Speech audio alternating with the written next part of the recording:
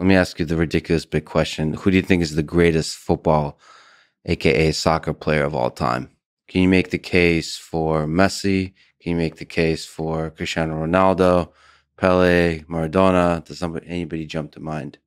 No, I think it's pretty hard to make a case for anybody else Uh-oh. than Messi for his all around game, and frankly, like my Real Madrid fandom sort of predates the Ronaldo era. The second Ronaldo, not the first one. So I always liked Ronaldo, but I always kind of thought that Messi was better. And I went to quite a number of Madrid games, and they've always been super helpful to me down there. The only thing is that, like, they asked me, they were gonna do an interview, and they were gonna ask me who my favorite player was, and I said somebody else. I think I said Isco at that point, and I was like, okay, take two. Now you say Ronaldo. So for them, it was very important, but it wasn't that huge to me. So Messi over Maradona. Yeah, but I think just like with chess, it's hard to compare eras. Obviously, the improvements in football have been, like, in technique and such, have been even greater than they have been in chess. But it's always a weird discussion to have. But just as a fan, what do you think is beautiful about the game? What defines greatness? Is it, with Messi, one, he's really good at finishing. Two, very good at assist. Like, three, there's just magic. It's just beautiful to see the play. So it's not just about the finishing. It's like Maradona's hand of God. There's some creativity on the pitch. Is that important, or is it very important to get the World Cups and the big championships and that kind of stuff?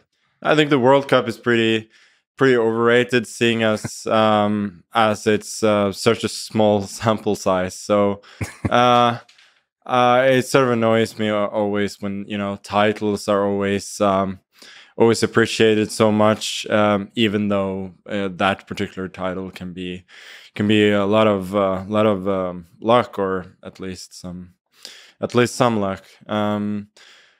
So I do appreciate statistics a bit, and all the statistics say that Messi is the best finisher of all time, which I think helps a lot. And then there's the intangibles as well. The flip side of that is the small sample size is what really creates the magic.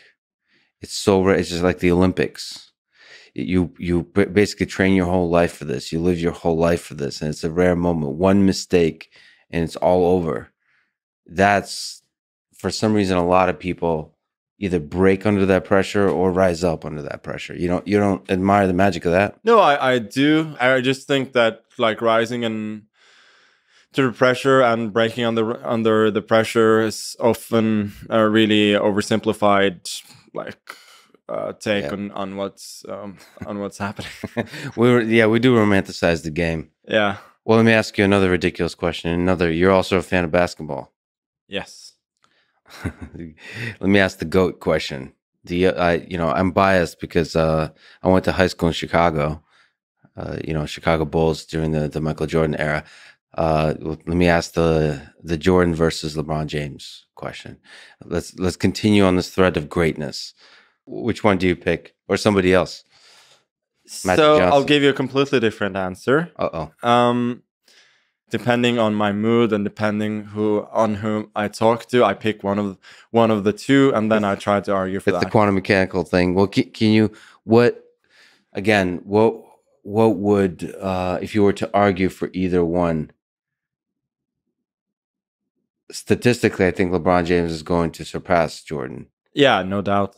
And so, again, there's a debate between unquantifiable greatness. No, that's the whole debate. Yes. So it's quantifiable versus unquantifiable. Yeah. What's more important? And you're, depending on mood, all over the place. Yeah. But what do you lean in general with these folks, with soccer, with anything in life, towards the unquantifiable more? No, definitely towards the quantifiable. So when you're unsure, lean towards the numbers. Yeah. But see, like it's later generations. There's something that's what people say about Maradona is, he took a arguably somewhat mediocre team to a World Cup. So there's that also uplifting nature of the player to be able to rise up the whole. It is a team sport. So are you gonna gonna punish Messi for taking a mediocre Argentine squad to the final in 2014 and punish him because they lost to a great team very narrowly after they missed? The internet does. He set up like a great chance for Higuain in the first half, which he fluffed, and then eventually they lost the game. Yeah, they do criticize Cristiano Ronaldo, Messi for being on really strong squads in terms of the club teams, and saying, yeah, okay, it's easy when you have like Ronaldinho or whoever on your team. It would be very interesting, just if the league could make a decision. Yeah, just random allocation. Yeah. And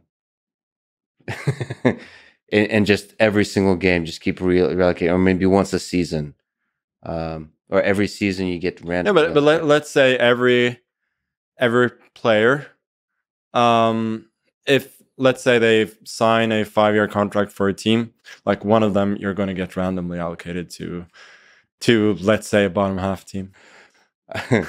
I bet you there's going to be so much corruption around that. No, I mean, obviously it wouldn't ever happen or work, but I think it's you never know. Interesting to think about.